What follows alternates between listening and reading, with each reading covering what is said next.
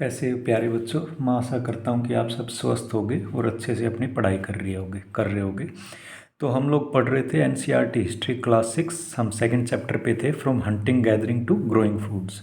और इसके हमने 2 लेक्चर्स कवर कर लिए हैं, जिसके अंदर हमने देखा था कि हंटर गैदर कहाँ कहाँ पे रहते थे, कैसे टूल्स को यूज़ करते थे, कैसे हमने ह्यूमन पास्ट को या ह्यूमन हिस्ट्री को 3 पार्ट्स में डिवाइड किया है, जिसे बोलते हैं पैलियोलिथिक, ना स्टोन एज या pre history, proto history and history. History वो है जहाँ पे हमें रिटर्न रिकॉर्ड्स मिलने लग जाते हैं।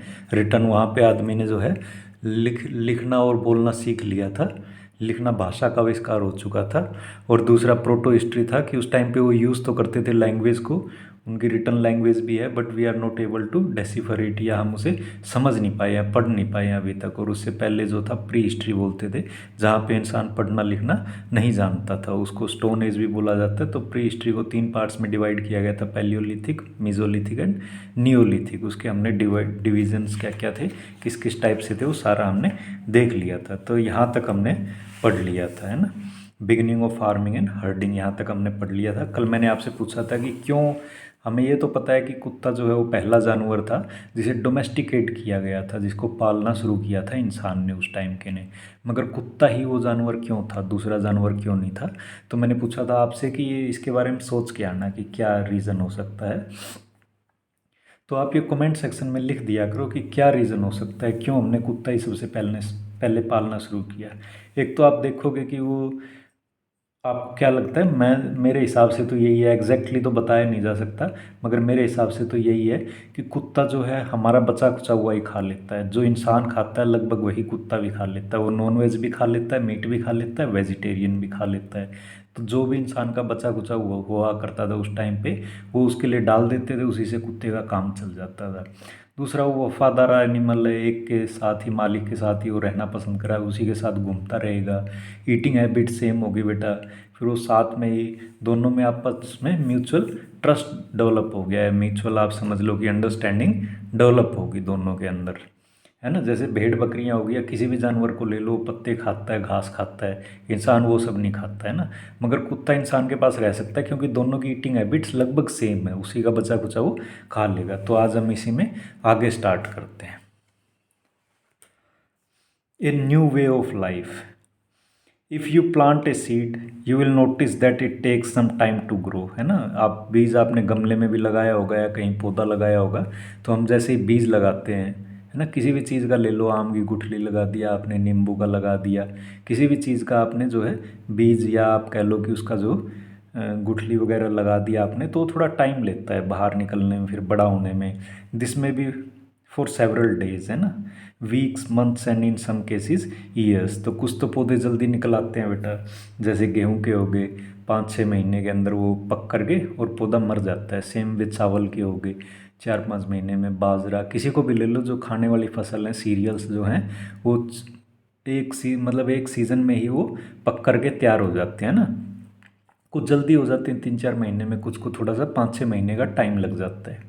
कुछ ऐसे भी होते हैं बेटे, जैसे आम का पेड़ लगाओगे वो 3-4 साल में जाके फ्रूट देगा, तो टाइम भी लग जाता है। When people began growing plants it mean that they had to stay in same place for a longer time, looking after their plants, watering, weeding, driving away animals and birds till the grain ripen, है ना। तो इंसान ने अब मान लो कि पौधे फसल तो लगा दिए, क्या वो दूसरी जगह चला जाएगा क्या घूमने फिरने? नहीं, बार बार अब उसको वाटरिंग करनी पड़ती है, पानी देना पड़ता है, उसकी रखवाली करनी पड़ती है कि जानवर आके उसकी फसल को डिस्ट्रॉय ना कर दे। बर्ड्स वगैरह से उसे बचाना पड़ता है, उसके ग्रेन्स के वो दाने खा लेते हैं, जैसे बाजरे के जो लगते हैं उसके ऊपर आप देखोगे बहुत सारे पैरोस वगैरह आकर के वो खाते रहते हैं, तो उनको बार बार उड़ाना पड़ता है। फिर जो जंगली घास फूस उग जाता है, जिसकी वजह से हमारे जो फसल के पौधे हैं वो कमज़ोर पड़ जाते हैं, तो हमें साफ़ सफाई भी करनी पड़ती है। दूसरे जो अनवांटेड प्लांट्स हैं वहाँ से हटाने पड़ते हैं खेतों से। तो इसमें ये कंटिन्यूस प्रोसेस है। आपको एक ऐसा नहीं कि बीज आपने लगा दिए और फिर 6 महीने बाद आके आप फसल काट लोगे, नहीं, वो एक भी पौधा सर्वाइव नहीं कर पाएगा। आपको जो कंटिन्यूस केयर करनी पड़ती है। तो खेती जो है वो डे टू डे की एक्टिविटी है, आपको डेली उनकी केयर करनी पड़ेगी।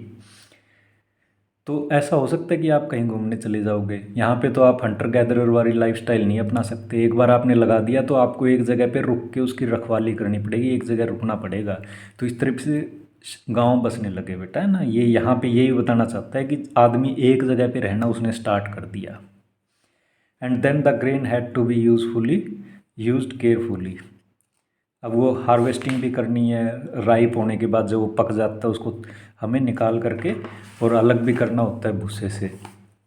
As grain had to be stored as grain had to be stored for both food and seeds, है ना। फूड के लिए तो हम रख लेते हैं, कुछ फसल तो हमारे खाने के लिए रख लेते हैं, और कुछ जो है हम बीजों को रख लेते हैं अगली साल बुआई के लिए, क्योंकि हमें अगली साल भी तो बोना है ना, फसलें फिर से काटनी है, तो उसके लिए भी हम लोग जो है रख लेते हैं कुछ को।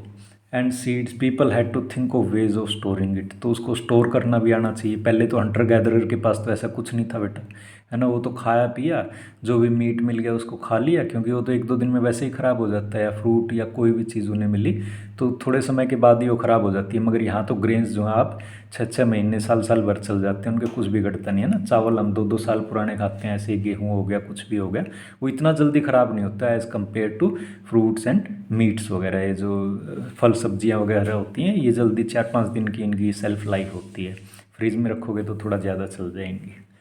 तो स्टोर करने के लिए भी उसे चाहिए होता है। In many areas they began making large clay pots, तो बड़े बड़े उन्होंने जो है क्ले पॉट्स का मतलब क्या होता है, मिट्टी के मटके बनाने स्टार्ट कर दी। तो उसके अंदर वो स्टोर कर देते थे, उसके ऊपर से कवर कर देते थे, ना तो कीड़े मकोड़े वगैरह उनको खा पाते थे। और वो बास्केट्स मतलब बुनना, उन्होंने बास्केट्स बनाना शुरू कर दिया, है ना। वो सरकंडे वगैरह से बास्केट बना लेते हैं, उसके अंदर भी इन्होंने ग्रेन्स वगैरह स्टोर करना स्टार्ट कर दिया। और डग पिट्स इनटू द ग्राउंड, या फिर ज़मीन में गड्ढे खोद करके इनको वहाँ डाल देते थे, जो इनके फसल के दाने वगैरह हुआ करते थे, गेहूँ चावल सरसों वगैरह। Do you think Hunter gatherers would have made and use port? Give reasons for your answer. तो आपको लगता है कि हंटर गैदरर को ये पोर्ट्स वगैरह की ज़रूरत थी? अब कह नहीं सकते, उन्होंने भी बनाए होंगे, है ना। कुछ जैसे वो जड़ें वगैरह इकट्ठी करती थी, खाने पीने की जो चीज़ें इकट्ठा करते थे, छाल वगैरह भी खाते थे पेड़ों की, तो उनको ही पता था कौन सी चीज़ खाई जा सकती है। तो हो सकता है उन्होंने भी बनाई हो कुछ अपने लिए स्टोर करने के लिए, मगर ज़्यादा ज़रूरत जो थी वो ग्रेन स्टोर करने के लिए थी, हंटर गैदरर्स को उतनी ज़रूरत नहीं थी। और दूसरा क्या, हंटर गैदरर एक जगह से दूसरी जगह ट्रैवल करते रहते थे, वो ये सारा सामान लेके अपने साथ चल नहीं सकते थे। वो एक जगह पे कुछ दिन तक रहे, खाया पिया, और फिर उसके बाद दूसरी जगह शिफ्ट हो जाते थे, तो ये भारी भरकम सामान ये अपने साथ लेके नहीं चल सकते थे। तो एज़ कम्पेयर टू अगर हम करें तो दोनों में जो है हमें समझ में आता है कि जो परमानेंट सेटलर्स हो गए थे, जो एग्रीकल्चर जिन्होंने स्टार्ट कर दिया था, एक जगह पे रहना स्टार्ट कर दिया था, उनको स्टोरेज की ज़्यादा जरूरत थी as compare to hunter and gatherers. Storing animals, अभी देखो एनिमल में क्या स्टोर करेंगे। एनिमल्स मल्टीप्लाई नेचुरली, आप जो है एनिमल्स को एक साथ, जैसे आपने भेड़ें पालना शुरू कर दिया, बकरी पालना शुरू कर दिया, तो बहुत फास्ट ग्रो करती हैं बेटा। वो आपस में, उनको आप सेफ़ इन्वायरमेंट दे दो, खाने पीने के लिए अच्छा दे दो, है ना, जंगली जानवरों से उनको बचाए रखो, तो आपस में वो मेटिंग करते हैं, नए नए बच्चे पैदा होते रहते हैं, और बहुत जल्दी उनकी जनसंख्या बढ़ने लग जाती है। Besides if they are looked after carefully, उनके अच्छे से देखभाल की जाए, दे प्रोवाइड मिल्क, दूध देते हैं, which is an important source of food and meat whenever required, जब हमें ज़रूरत होती है तो एक आध बच्चे को मार के या एक आध बकरी या भेड़ को मार करके हम लोग खा भी सकते हैं, हमारा खाना भी बन सकते हैं। In other words animals that are reared can be used as a store of food. Reared का मतलब होता है पालना, जो पाले जाते हैं उनको फूड स्टोर ही समझ लो आप उनको, है ना। हमने उनको पाल पाल के बड़ा किया, और फिर जब हमें ज़रूरत पड़ी तो हमने वो खा लिया, तो हमारा भोजन ही है जो हमने एक तरीके से उस जानवर के अंदर स्टोर कर रखा, उसकी केयर करके हम लोग साथ में रख रहे हैं। Apart from food what are the other thing that could have been obtain from animals, है ना। What are animals used for today, तो और क्या क्या चीज़ दे सकते हैं बेटा, वूल दे सकते हैं ना, भेड़ों से वूल ले सकते हैं, उसकी स्किन का हम यूज़ कर सकते हैं। उसको मार ही दिया तो खाना तो हमने उसके अंदर के पार्ट्स को खा लिया, स्किन को हम जो है एज ए कपड़ों की तरह उन्होंने यूज़ किया होगा, पुराने ज़माने के आदमियों ने उनकी बोन्स का यूज़ किया होगा हथियार वगैरह बनाने में। और दूसरा उनका क्या यूज़ कर सकते थे, वो थोड़ा वो सामान वगैरह इधर उधर ले जाने में उनका यूज़ किया जा सकता था, जो आज भी यूज़ किया जाता है। आजकल क्या यूज़ किया जाता है उनका, है ना। जैसे आप वैष्णो देवी जाओगे, केदारनाथ जाओगे, तो लोगों को ऊपर तक चढ़ाने में उन खच्चरों का यूज़ किया जाता है ना, मोल्स जिन्हें बोला जाता है, घोड़ों का भी यूज़ किया जाता है। तो आज ट्रैवलिंग के काम आते हो एक जगह से दूसरी जगह। फिर और क्या काम आते हैं, आज भी हमारे फूड के तौर पे बकरे, जैसे आपको मीट मिल जाता है तो उस खाने के तौर पे भी काम में आते हैं। फिर थोड़ा सा पहले, आजकल तो नहीं यूज़ करते, पहले वो खेतों में जैसे बैलगाड़ी में, घोड़ा गाड़ी में बेटा, और उसके बाद जो है वो हल जोतने में, खेतों को हल जैसे चलाने के काम आते थे। तो इन सब चीज़ों में हमारे जानवर काम आते हैं आज की डेट में भी। Now coming on to finding out about the first farmers, finding about first farmers and herders. Turn on map to page 13. You will notice a number of blue squares. Each marks a site from where archaeologist फिर से आ गया बेटा, जो पुरानी चीज़ों की study करते हैं उन्हें आर्कोलॉजिस्ट बोला जाता है, have found evidence of early farmers and herders. These are found all over the subcontinent. Some of the most important ones are in the northwest in present day Kashmir and in the east and south India. तो देखो ये हर जगह ही लगभग पाए जाते हैं, मगर हम देखते हैं कि यहाँ पे मैप में कहाँ कहाँ दे रखा है। तो ये आपका मैप आ गया है, वो कह रहे हैं जो स्क्वायर है, ये देखो ये स्क्वायर है, नियोलिथिक साइट्स इन्हें बोला जाता है। कहाँ कहाँ पे है, पय्यमपल्ली, ये तमिलनाडु के अंदर आप आ जाओ बेटा। हलूर करके एक जगह है, ये आपका मॉडर्न डे केरला के अंदर आ जाएगा।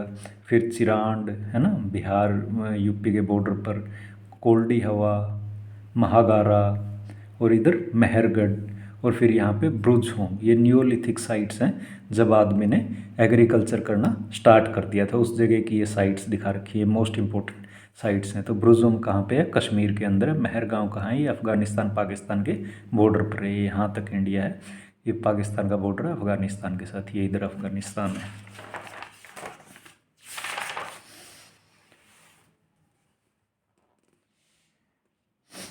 To find out whether these sites were settlements of farmers and herders, scientists study evidence of plants and animal bones, है ना। One of the most exciting finds include remains of burnt grain.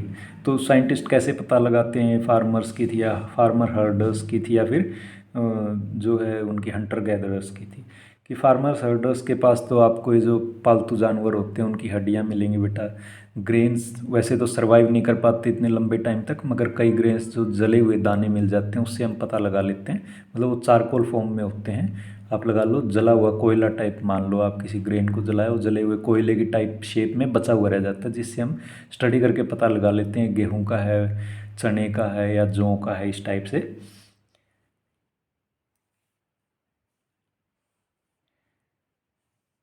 One of the most exciting finds include remains of burnt grain, है ना, जले हुए जो। These may have been burnt accidentally or on purpose. कई बार तो ऐसे ही आग लगने से जल गए होंगे कुछ दाने, या फिर कई बार जैसे हवन वगैरह करते हैं या देवी को चढ़ाते हैं उस टाइम पे जलाने का भी कुछ रिवाज रहा होगा, हो सकता है उनके टाइम पे, आज भी ऐसा होता है। Scientist can identify these grains, तो ग्रेन्स का पता लगा लेते हैं।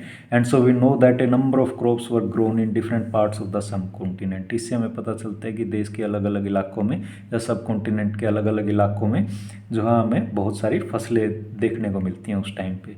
They can also be identify the bones of different animals, और हमें इससे दूसरे दूसरे जानवरों की हड्डियों का भी पता चलता है। Towards a settled life archaeologist have found traces of huts and houses at some sites.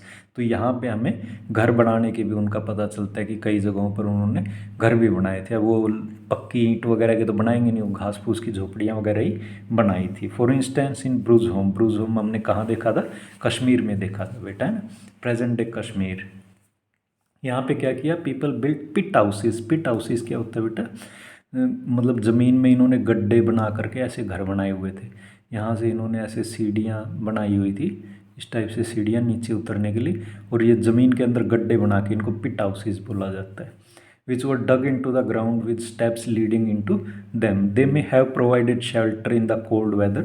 इसको ऊपर से ढक दोगे तो कश्मीर में तो हमें पता ही अच्छी खासी बर्फ़ पड़ती है, तो ठंड के मौसम में बचाव भी करते थे बेटा, है ना, जंगली जानवरों से ही बचाएंगे, आपको गर्म रखेंगे। Archaeologist have also found cooking hearths. Hearths किसे बोला, चूल्हे को बोला जाता है जहाँ पे रोटियाँ पकाई जाती हैं ना, आग जला करके हम कुछ पकाते हैं। तो उन्होंने चूल्हों का पता लगाया both inside and outside the huts, we suggest that depending on the weather, जैसे बारिश हो रही हो तो भाई अंदर खाना बना लिया, अगर साफ मौसम है तो बाहर चूल्हा लगा के खाना बना लिया। तो दोनों जगह उन्हें मिले। पीपल कुड कुक फूड इधर इंडोर्स और and outdoors. Dry pit house, तो आप पिट हाउस इस टाइप से बना सकते हो। Stone tools have been found from many sites as well, और भी बहुत सारी जगहों से मिले हैं stone tool.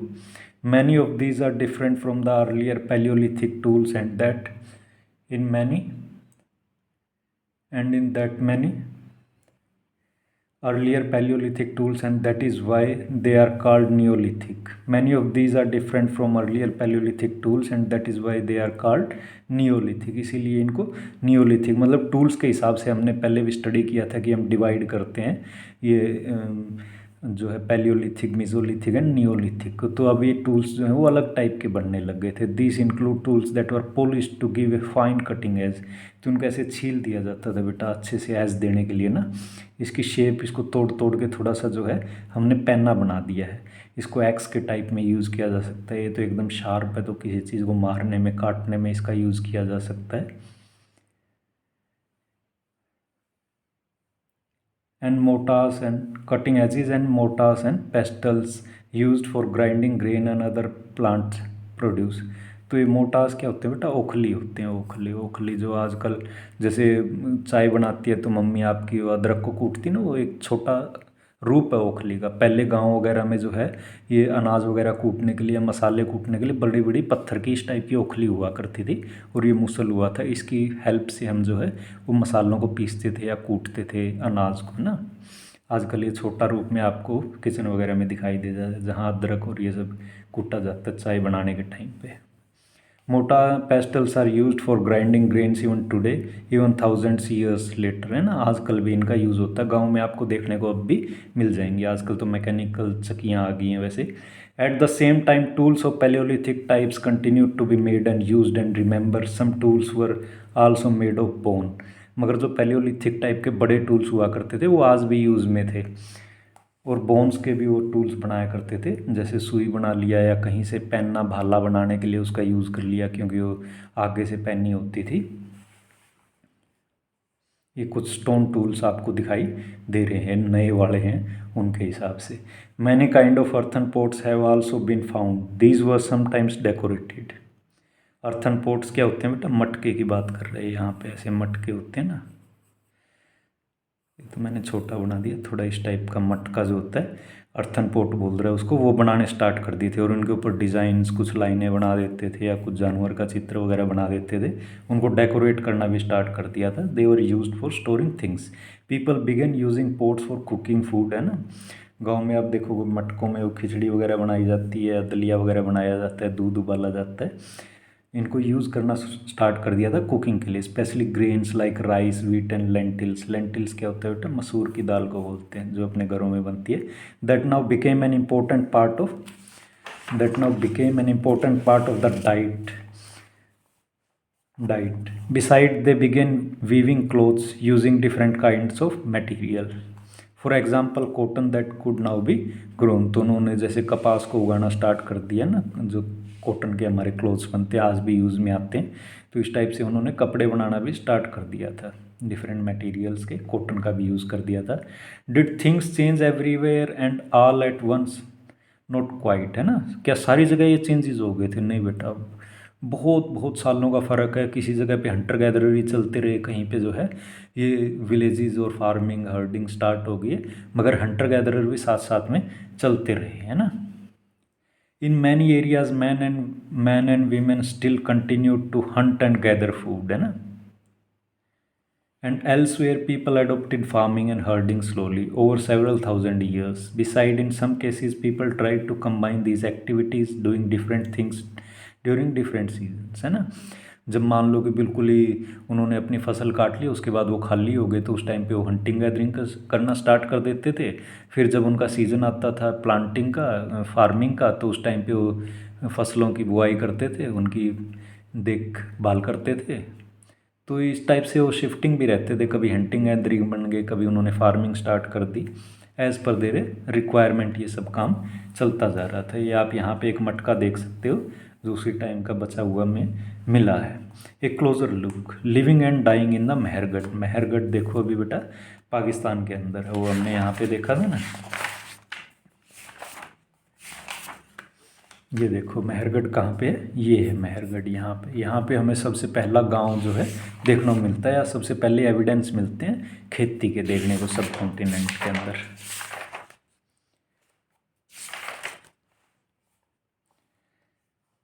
This site is located in A fertile plain, है ना, एकदम फर्टाइल का मतलब क्या होता है, उपजाऊ, जहाँ पे फसलें बहुत फास्ट उगती हैं और अच्छी फसलें उगती हैं। Near the Bolan pass which is one of the most important routes into the Iran. Pass क्या बोलते हैं बेटा, बोलन दर्रा उसे बोला जाता है। जैसे पहाड़ी इलाकों में कहीं पे आपको एक रास्ता मिल जाता है ना, इधर से उधर पार करने के लिए उस पहाड़ को, तो उसको दर्रा बोला जाता है या पास बोला जाता है। जहाँ से होकर के मान लो पूरा पहाड़ी इलाका है, बस एक ही जगह से आपको आने जाने का रास्ता मिल रहा है, तो उसको दर्रा बोला जाता है या पास बोला जाता है। तो इससे हम होकर के अफ़गानिस्तान से ईरान के अंदर ट्रैवल कर जाते थे। तो ये वहाँ पे बसा हुआ था। Mehrgarh was probably one of the places where people learn to grow barley. Barley हमने जौ को बोलते हैं। मैंने फर्स्ट किसी लेक्चर में बार्ली को बाजरा बता दिया था, उसको करेक्ट कर लेना। बार्ली को जौ बोलते हैं। तो यहीं पे हमें फर्स्ट एविडेंस मिलते हैं जौ और वीट की खेती के, है ना। And rear sheep and goats for the first time in this area. यहीं पे जो है भेड़ बकरियों को पालना स्टार्ट किया था इस एरिया के अंदर। It is one of the earliest villages that we know about. ये सबसे पहला विलेज आप लगा लो कि जो है सब कॉन्टिनेंट के अंदर हमें मिला है। At this site many animal bones were found. बहुत सारी हमें एनिमल बोन्स भी मिलती हैं। Bones of wild animals such as deer and pig and also bones of sheep and goats were found. तो बहुत सारे जानवरों की हमें हड्डियाँ भी इस साइट से मिली हैं। Other finds at Mehrgarh include remains of square और rectangle houses. Each house had 4 और more compartment, some of which may have been use for storage. तो ये एक मेहरगढ़ का बेटा घर बना हुआ है जिसके अंदर 4 कंपार्टमेंट है इस टाइप से, है ना। किसी 2 को फूड वगैरह स्टोर करने के लिए यूज़ करते होंगे, 1-2 में वो रहते होंगे। तो ऐसा अंदाज़ा लगा सकते हैं हम, एग्जैक्टली कुछ नहीं कहा जा सकता। When people die, their relatives and friends generally pay respect to them। तो देखो अभी यहाँ पे ये भी रिचुअल स्टार्ट हो गए। उससे पहले कुछ होता है क्या, कोई जानवर मर जाता है, एक भेड़ मर गई या कोई भी मर गया, वो कोई रिचुअल कोई फॉलो नहीं करता उनमें से। उससे पहले हंटर गैदरर होते थे, ऐसा हमें कोई एविडेंस नहीं मिलता उनमें से कोई मर जाता होगा वो उसके लिए कोई रिचुअल रखते थे। मगर आजकल होता है ना, कोई जैसे अपने कोई रिलेशन में अगर कोई मर जाता है, हम जाते हैं, वही बैठ के आते हैं, या उसको जो भी शमशान घाट तक लेके जाना है, तो बहुत सारे रिचुअल्स हम लोग जो है फॉलो करते हैं। ये सारी चीज़ें हमने जब हंटर गैदर से हम एग्रीकल्चर की तरफ शिफ्ट हुए, सीडेंट्री लाइफस्टाइल आई या एक जगह पे रुकना स्टार्ट किया, तब ये सारी चीज़ें स्टार्ट हुई हैं। When people die, their relatives and friends generally pay respect to them. People look after them, perhaps in the belief that there is some form of life after that। तो ये कुछ विचार उनके मन में आने लग गए कि हो सकता है कि इस जीवन के बाद भी इनके जीवन में कोई दूसरी ज़िंदगी होती होगी। Burial is one such arrangement, है ना, जहाँ पे दफनाना, ब्यूरियल का मतलब होता है दफनाना।